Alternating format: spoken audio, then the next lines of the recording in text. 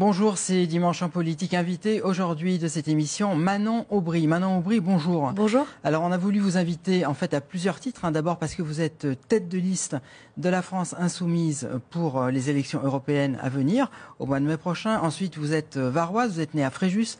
Vous avez fait vos études à Saint-Raphaël. Et puis, vous êtes également jeune, vous avez 29 ans, comme beaucoup de têtes de liste d'ailleurs dans ces élections européennes. Et on avait envie de voir le regard que vous portez sur cette élection qui est maintenant dans 3 mois. Et puis sur l'actualité du moment qui est assez riche en ce moment en France. Alors, on va voir donc vos racines varoises. On va parler des élections européennes. Et puis, on parlera également un peu d'actualité nationale. On commence donc par le Var. Donc vous êtes né à Fréjus, vous avez été au lycée à Saint-Raphaël, je l'ai dit, et là-bas vous avez côtoyé donc David Rachine au lycée qui est aujourd'hui maire Rassemblement National de Fréjus. Vous avez travaillé dans une ONG, ensuite vous êtes parti. Pourquoi pas avoir continué à militer ici dans le Var, qui sont vos racines, qui est vos racines? Parce que comme beaucoup de gens, beaucoup de jeunes de la région, quand il a fallu faire mes études, l'offre de choix était plus limitée. Et puis j'ai eu la chance de pouvoir poursuivre mes études à Sciences Po. Donc voilà, je suis allée à Paris. Et ensuite j'ai travaillé dans pour différentes associations. D'abord dans l'humanitaire, dans plusieurs pays d'Afrique, et puis ensuite, dernièrement, pour l'ONG Oxfam, vous avez mentionné. Et notre action consistait principalement à s'attaquer aux causes profondes de la pauvreté et des inégalités. Donc s'attaquer aux politiques publiques qui conduisent à la montée des inégalités en France.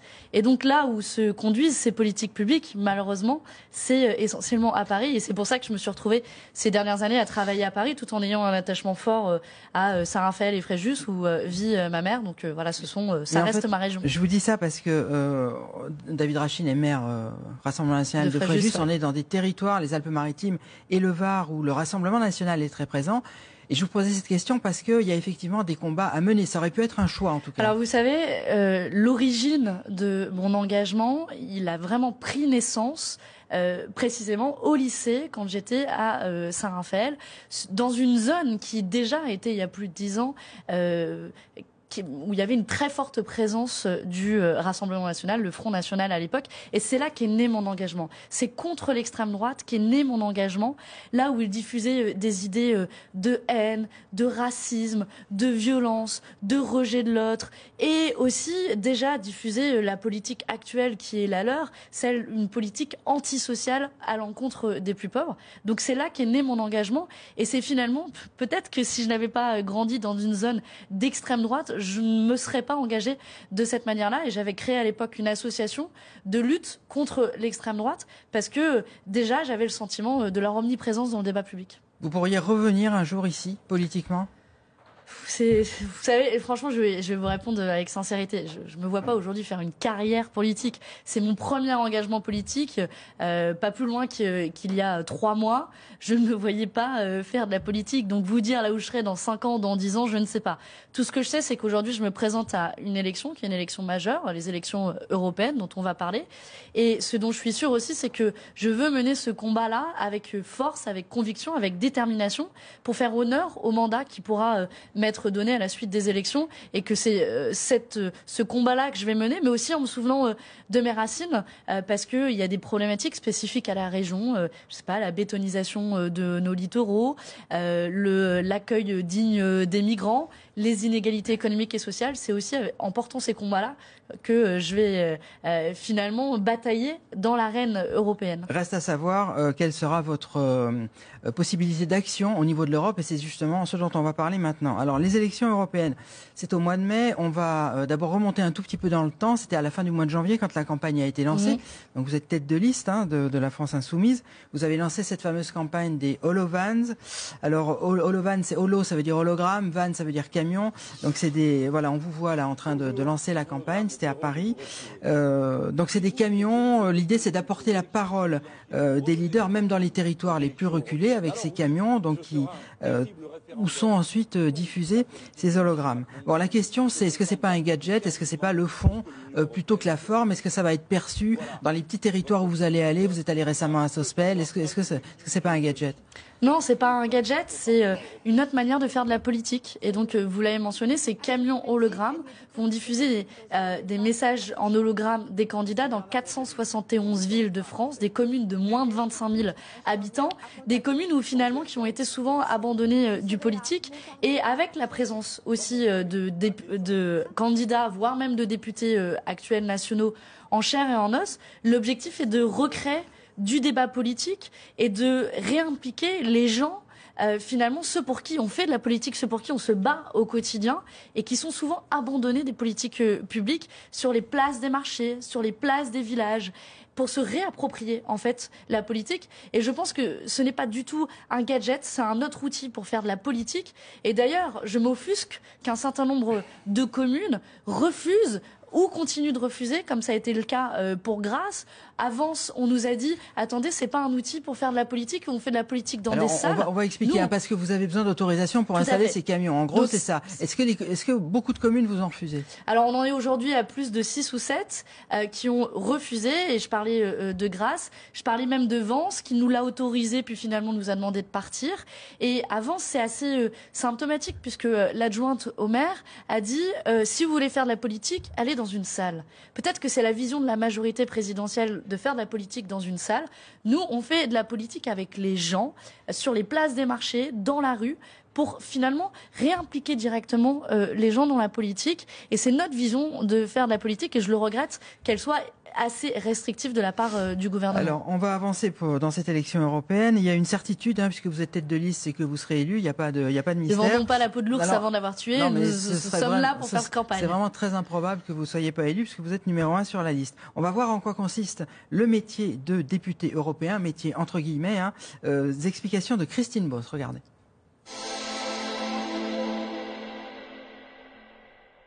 Le 26 mai prochain, 79 postes d'eurodéputés sont à pourvoir en France. Le contrat est à durée déterminée, 5 ans, le temps d'un mandat. Les missions, représenter les citoyens européens, discuter, amender et voter les textes de loi proposés par la Commission européenne. Condition requise, la mobilité. Car le député européen est souvent entre 2 avions ou 2 trains. Il partage son temps de travail entre sa circonscription, Strasbourg pour les sessions plénières du Parlement européen et Bruxelles pour les réunions en commission.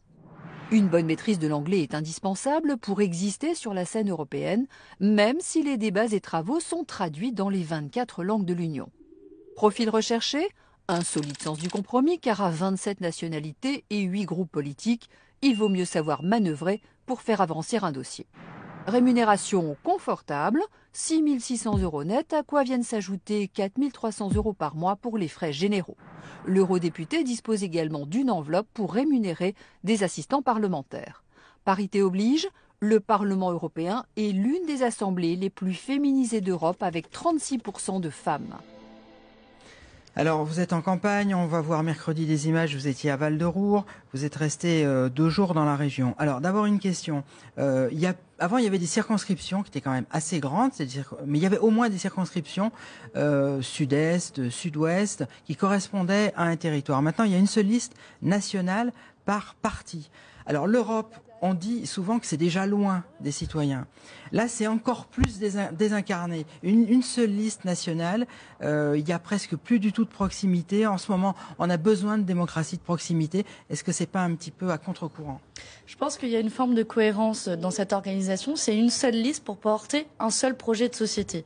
Que l'on soit à Fréjus-Saint-Raphaël, que l'on soit à Nice, que l'on soit à Vence, que l'on soit à Paris, à Lille, à Toulouse ou à Montpellier, c'est le même projet que nous allons porter au niveau européen. Oui, mais il n'empêche que personne ne va connaître son député européen. C'est ça la question. Moi, j'ai grandi... Sauf le respect que je vous dois, mais on vous connaît pas en Bretagne, on vous connaît à Fréjus. Alors, avant, on connaissait au moins un tout petit peu les gens. Alors, je me mets au défi ceux qui nous regardent de nous citer des députés européens actuels. Je suis pas sûre qu'ils les connaissent, même dans la région Grand Sud-Est. Mais ça pose la question plus globale de la connexion entre les élus, les représentants du peuple et les citoyens, ceux qui les élisent. Et nous, notre vision du mandat politique, c'est une vision qu'on essaie de mettre en œuvre autant que possible à l'Assemblée nationale avec les 17 députés de la France insoumise.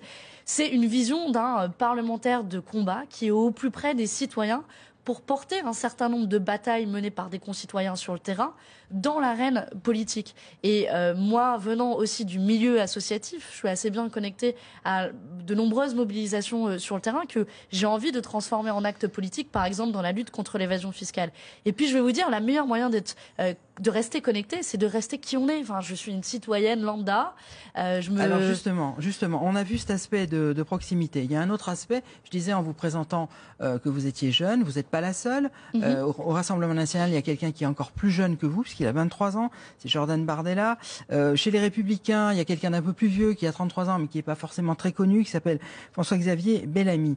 On a l'impression, quand on regarde ça de l'extérieur, que les leaders des grands partis se disent bon, on va les envoyer eux, en cas de pépin, on est un petit peu épargnés. Comment vous prenez cette critique ? Si je peux me permettre, je pense que il y a une petite différence qui nous sépare vis-à-vis de François-Xavier Bellamy aux Républicains et Jordan Bardella au Rassemblement national, c'est que ce sont des militants politiques. Ils ont déjà des mandats politiques, ils se sont déjà présentés à des élections et ils militent depuis tout jeune. Dans mon cas, je n'avais jamais adhéré à aucun parti politique, je n'avais pas milité politiquement, j'étais une militante associative. Et oui, j'arrive en étant un peu plus inconnue, mais je pense que c'est aussi audacieux de faire émerger des citoyens comme représentants politiques et de faire aussi en sorte que la politique ne soit pas réservée à des professionnels ou à des gens venus du sérail. Donc c'est la démarche choisie par la France Insoumise et je pense qu'il faut plutôt s'en féliciter. Et d'ailleurs, si vous regardez les députés nationaux de la France Insoumise, très peu étaient connus avant. Donc il y a une forme de cohérence aussi. Jean-Luc Mélenchon n'est pas le seul qui incarne et représente la France Insoumise. Alors reste à savoir maintenant ce que vous pourrez faire au Parlement européen. C'est le deuxième sujet qu'on va diffuser. Vous allez voir à quoi sert le Parlement européen. C'est un sujet de Bernard Weil.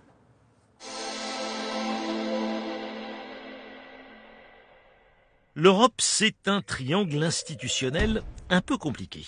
Un triangle avec 3 institutions interdépendantes. D'abord le Parlement, il représente les citoyens européens. Ensuite la Commission, en quelque sorte l'administration. Elle est choisie par les États, mais validée par le Parlement, qui peut aussi la révoquer. Enfin le Conseil, ce sont les États, car l'Union européenne, c'est avant tout une construction permanente entre les pays membres. Le Parlement, eh bien son rôle, c'est de voter des lois. Dans le langage européen, ce sont des règlements et des directives. Ces textes, ils sont proposés par la Commission. Le Parlement les épluche, les amende, il les vote, mais au final, le texte ne sera adopté qu'avec l'accord du Conseil, c'est-à-dire des États. C'est ce qu'on appelle la codécision. Les compétences du Parlement n'ont cessé de croître depuis qu'il est élu au suffrage universel en 1979.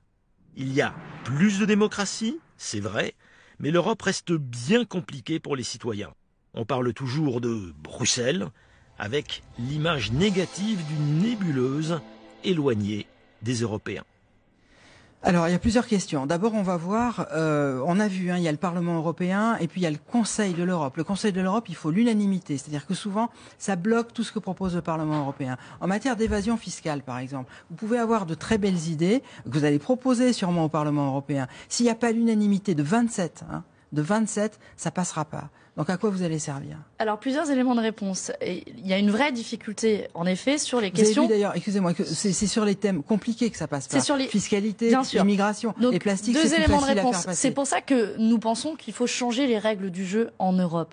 Vous parliez d'un désaveu vis-à-vis de l'Union européenne. Ce désaveu, il est le fruit d'un déni de la souveraineté populaire. Déni de la souveraineté populaire parce qu'on n'a pas respecté le vote des Français sur le traité constitutionnel européen en 2005. Mais vous les changez comment, les règles ?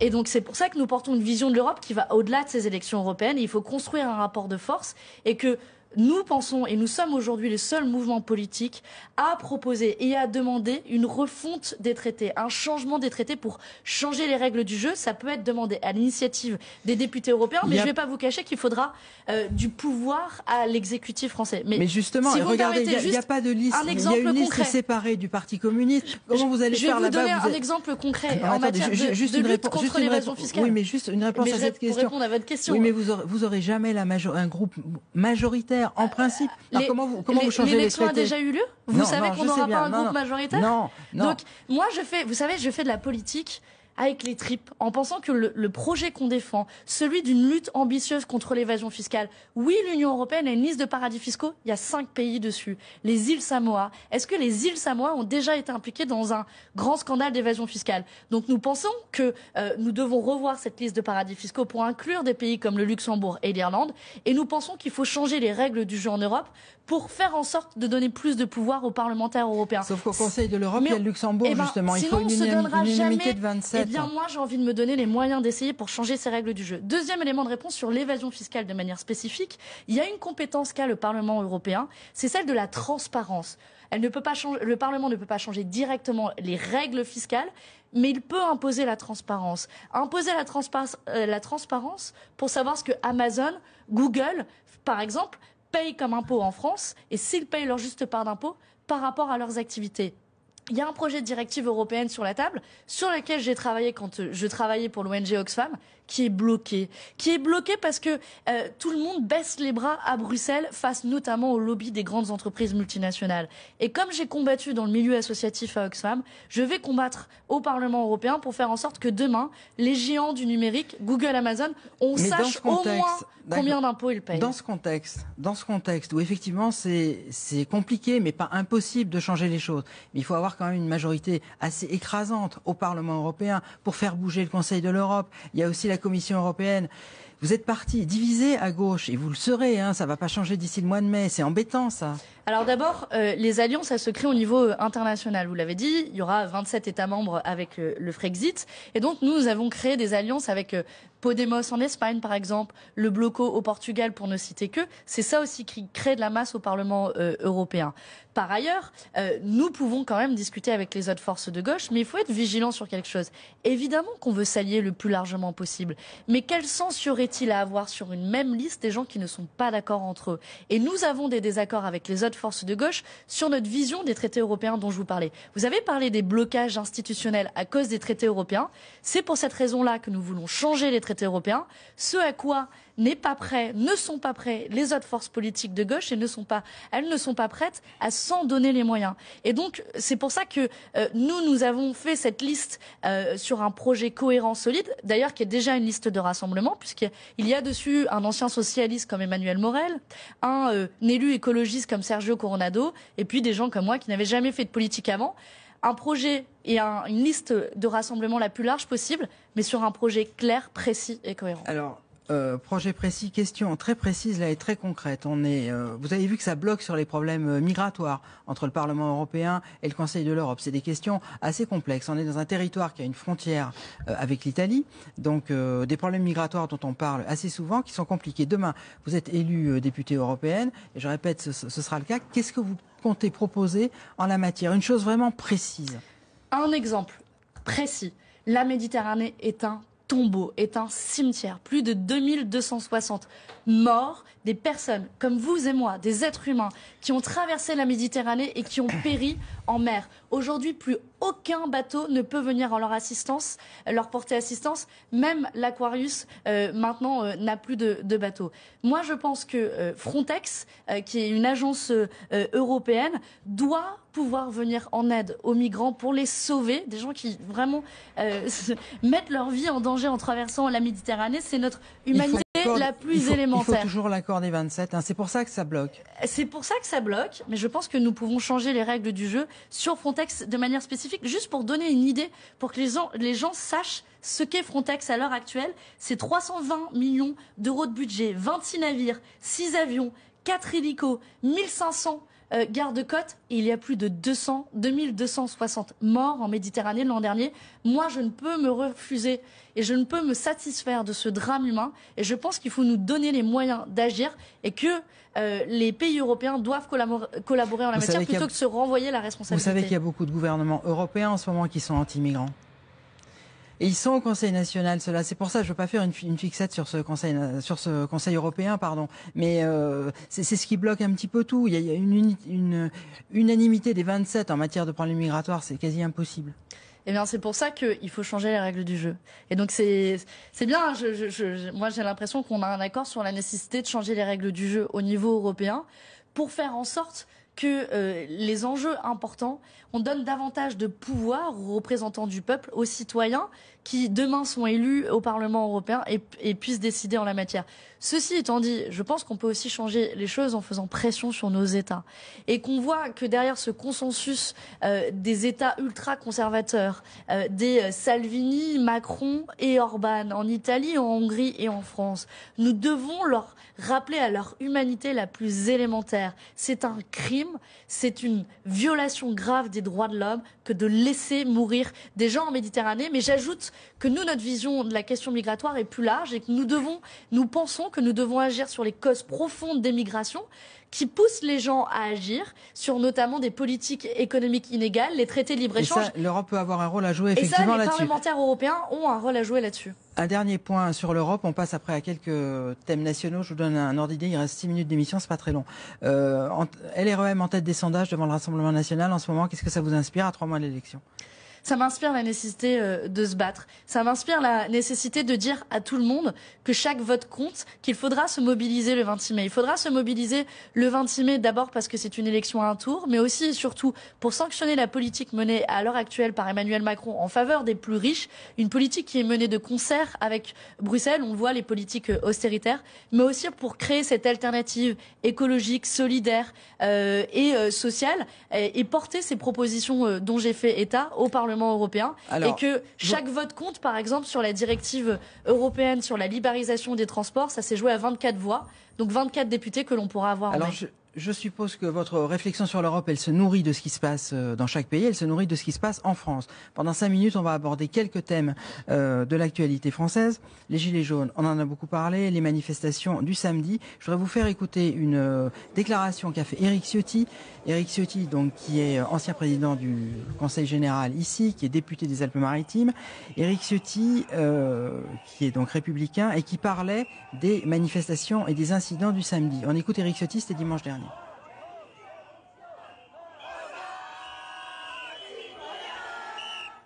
Éric Ciotti, tout de suite, c'était dimanche dernier, on ne peut pas l'entendre. Bon, c'est pas grave. En fait, c'est pas grave. Il souhaite l'interdiction des manifestations le samedi. Qu'est-ce que vous répondez à ça ? Les bras m'en tombent. Les bras m'en tombent, c'est une énième attaque quasiment menée de concert avec la majorité En Marche contre le droit de manifester, contre la liberté de manifester. C'est un droit constitutionnel qui est protégé par le droit français depuis plus de 2 siècles. Et finalement, ça se fait en cohérence avec la loi anti-casseurs qui a été passée il y a moins de 10 jours à l'Assemblée nationale, qui vise à restreindre la liberté de manifestation, c'est-à-dire qu'un préfet sous autorité politique pourra demain interdire peut-être à vous, peut-être à moi de manifester, alors que c'est un droit en démocratie et que tout le monde... Mais est-ce que ça veut dire qu'on reste en l'état et qu'on laisse les samedis comme ça se succéder aux samedis ? Pour mettre un terme à la mobilisation des Gilets jaunes, c'est très simple. Il faut répondre aux revendications sociales. Partage du pouvoir, mise en place du référendum d'initiative citoyenne, comme l'a proposé cette semaine la France Insoumise à l'Assemblée nationale, avec une proposition de loi. Partage des richesses, rétablissement d'impôt de solidarité sur la fortune, davantage de justice fiscale avec davantage de progressivité dans l'impôt sur le revenu. Voilà des propositions concrètes qu'on entend partout sur les ronds-points, qu'on entend dans les mobilisations. Pour mettre un terme à la mobilisation, il suffit de répondre aux revendications. C'est finalement la démocratie qui veut ça. Je voudrais qu'on parle également, pendant les minutes qui restent, de la lutte contre l'antisémitisme. Il y a eu des manifestations un petit peu partout en France. Il y a eu une manifestation à Nice. Et puis il y a eu cette agression de Finkielkraut. On l'a vu plusieurs fois à la télé. Je voudrais qu'on voit un tweet qui est de quelqu'un de la France Insoumise, qui s'appelle Thomas Guénolé, donc qui est un intellectuel proche de la France Insoumise. Dans un tweet, il a expliqué, voilà, on le voit, il dit « Ça fait des années qu'Alain Finkielkraut répand la haine en France contre les jeunes de banlieue, etc. L'insulter comme insulter quiconque, ce n'est pas acceptable. En revanche, le plaindre, certainement pas. » Ça a été beaucoup commenté, beaucoup critiqué. Quelle est votre réaction là-dessus ? Je pense que le tweet de Thomas Guénolé est maladroit. En même temps, il condamne clairement les agissements antisémites. Et à la France Insoumise, jamais nous n'avons fait défaut, jamais nous ne ferons défaut dans la lutte contre l'antisémitisme. Mais moi, j'ai aussi, malgré tous mes désaccords avec Monsieur Finkielkraut, j'ai de la compassion pour un homme qui s'est fait conspuer pour son appartenance religieuse. Donc, nous tenons aux côtés de tous ceux qui sont discriminés, y compris pour des raisons religieuses. La question maintenant, oui, c'est que vous savez qu'il y a un certain nombre, pas seulement d'intellectuels, mais aussi de politique, qui critiquent la position de la France insoumise sur ces thèmes-là. Permettez-moi de m'inscrire en faux là-dessus. Je termine la question. Avec souvent un petit retard au niveau de la réaction. Comment vous vivez cette campagne? Moi, je le vis super mal. Je vais vous le dire parce que j'ai grandi dans le Var. J'ai combattu l'extrême droite. J'ai combattu toutes les formes de discrimination et en nous ciblant comme ceux qui pratiqueraient l'antisémitisme, c'est extrêmement dangereux de 2 points de vue. D'abord parce que en ciblant les mauvais coupables, on cible les mauvaises cibles contre qui combattre contre l'antisémitisme. Et puis c'est aussi dangereux pour le débat politique d'instrumentaliser une question aussi sérieuse que l'antisémitisme à des fins politiques. C'est très bas. Jamais, à aucun moment, vous ne trouverez la moindre ambiguïté de personnes de la France insoumise avec l'antisémitisme. Je comprends ce que vous voulez dire. Et ça, je veux le redire très clairement parce qu'il y a des choses très fausses qui ont été dites et il est temps d'y mettre un terme. Est-ce que ça veut dire pas forcément au niveau de la France insoumise? Vous avez 29 ans. C'est pour ça que j'ai dit au début qu'il y a un héritage peut-être de l'ancienne façon de faire de la politique qui est difficile à assumer pour les jeunes en politique comme vous. L'héritage, quel est l'héritage de la France insoumise? C'est un héritage républicain. C'est un héritage de lutte contre toutes les formes de discrimination. C'est un héritage de lutte contre toutes les formes de violence de l'extrême droite, dont certaines pratiques sont très proches de l'antisémitisme. Alors, si on veut regarder l'histoire, nous savons de quel côté nous nous tenons, et nous nous tenons du côté de toutes celles et tous ceux qui luttent au quotidien et sur le terrain, et c'est aussi à eux que j'ai envie de penser, parce qu'ils se sont sentis blessés et humiliés par cette instrumentalisation politique qui ne fait vraiment pas honneur au débat politique. Je veux le dire assez fermement, parce que en tant que nouvelle en politique, c'est fatigant d'avoir à répondre et se justifier de quelque chose pour lequel nous n'avons aucune honte et rien à rougir. Et justement, en tant que nouvelle en politique, vous avez dit avant de partir, je me suis écrit une lettre à moi-même avec un certain nombre de cadres que je vais tenir et que je vais respecter. Est-ce que tout ce que vous venez de me dire, ça fait partie de ces cadres-là? Oui, vous savez, dans les lignes rouges que je me suis dressées, c'est essayer de rapporter le débat autant que faire se peut à un débat d'idées. C'est ce que j'ai essayé de faire aujourd'hui. Ne pas critiquer, ne pas avoir de petites phrases sur les autres forces politiques. On peut avoir des désaccords, débattons de ces désaccords. Ça fait partie des lignes rouges que je me suis tracées, que je vais essayer de tenir au maximum, parce que pour être sincère en politique, il faut le faire avec les tripes et avec les convictions. C'est ce que j'essaierai de faire dans les prochains mois. Merci d'avoir accepté notre invitation. Merci. Il y aura bien sûr beaucoup d'autres invités d'ici les élections européennes. Dimanche prochain, émission spéciale depuis le Salon de l'Agriculture à Paris. Très bon dimanche après-midi sur France 3. À bientôt.